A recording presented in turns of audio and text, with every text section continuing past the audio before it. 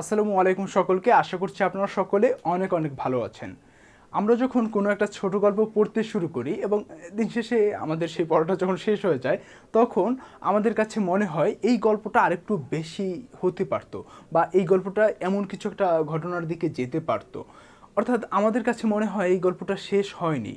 এই ধারণা থেকেই সাধারণত বলা হয়ে থাকে যে ছোট গল্প এমন যে শেষ হইয়াও হইল না শেষ।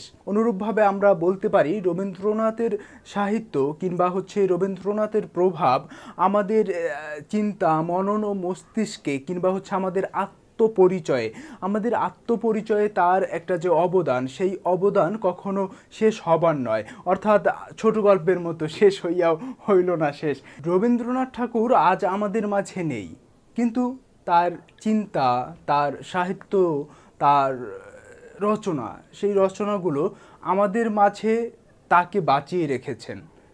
এবং দিন শেষে দেখুন, শুধুমাত্র যে তার সাহিত্য তাকে বাঁচিয়ে রেখেছে এমন না, অন্য যে রাইটাররা আছেন তার পরবর্তী সময়ে সেই রাইটারদের ভিতরেও কিন্তু রবীন্দ্রনাথ ঠাকুরের একটা প্রভাব লক্ষ্য করা যায়।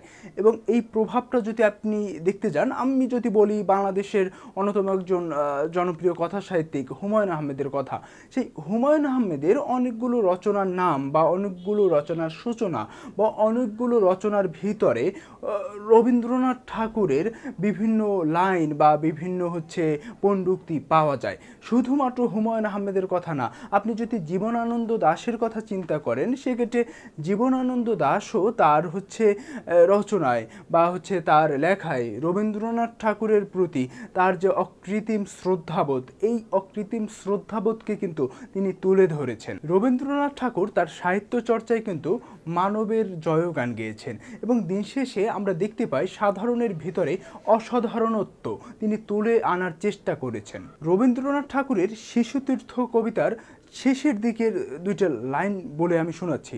মা বসে আছেন তীর্ণ শয্যায়, কোলে তার শিশু, ঊষর কোলে যেন শুকতারা। রবীন্দ্রনাথ ঠাকুরের এই দুটি লাইন শুধুমাত্র কেবল বর্ণনা নয়, এটি এক মহাজাগতিক দৃশ্যকল্প। আকাশের ললাটে শুকতারা যেমন নতুন দিনের বার্তা নিয়ে আসে, ঠিক তেমনি তৃণশয্যায় অসীন মায়ের কোলের শিশুটি আমাদের নতুন দিনের, নতুন আশার আলোর কিংবা সম্ভাবনার প্রতীক রূপে আমাদের মাঝে উপস্থিত হয়েছেন।